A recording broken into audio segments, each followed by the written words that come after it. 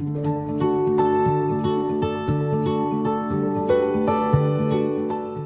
back to our limited edition of 1225 Live episodes, which are being offered in combination with our current sermon series on the book of Ruth. In yesterday's sermon, we were looking at Ruth chapter 2, verses 19 through 23, which in fact brought us to the very end of Ruth chapter 2. And as we look back over that entire chapter of Scripture, I think a great companion text, if we want to call it that, a companion text that will enhance our meditation on Ruth chapter 2, is Psalm 107, verses 1 through 9. But just before we get there, a comment or two on Ruth chapter 2.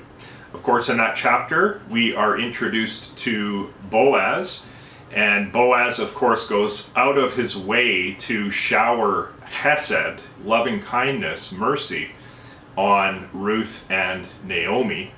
And we also learn toward the close of Ruth chapter 2 that Boaz is a redeemer within the family line of Elimelech. And that piece of information, of course, sparks great hope as we continue on into the rest of the story.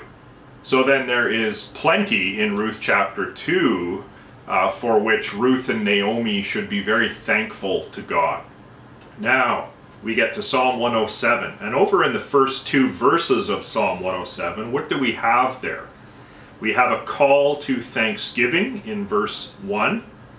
And that is then followed by an immediate mention of God's goodness and God's chesed, his steadfast love, as it is translated there in the ESV. And then the mention of God's chesed in verse 1 is followed immediately by two uses of the word redeemed in verse 2. Let the redeemed of Yahweh say so, whom he has redeemed from trouble. So, like Ruth 2 verse 20, where we have the mention of both the chesed of God and the redeeming that comes through Boaz, we have in these first two verses of Psalm 107 the same two ideas, chesed and redeeming. They're in very close proximity to one another. And then verse 3 of Psalm 107 continues with the mention of people like Ruth, whom God gathers from distant lands, from east, west, north, and south. Down in verse 5, there is mention there of hunger and thirst, souls fainting because of hunger and thirst, which also very much matches the experience of Naomi and Ruth. Verses 6 and 7, people cry to Yahweh in their trouble, and Yahweh delivers them from their distress. And in verse 7, God leads them into a city, sort of like Naomi and Ruth had come into the town or the city of Bethlehem. And then verse 8, there's a renewed call there to thank Yahweh for his chesed. That's the word that gets used there again in the text. Israel is called to thank God for his chesed, for his wondrous works also. And we think here of thanksgiving in the story of Ruth, thanksgiving for the 30-pound sack of grain, a wondrous work that God performs.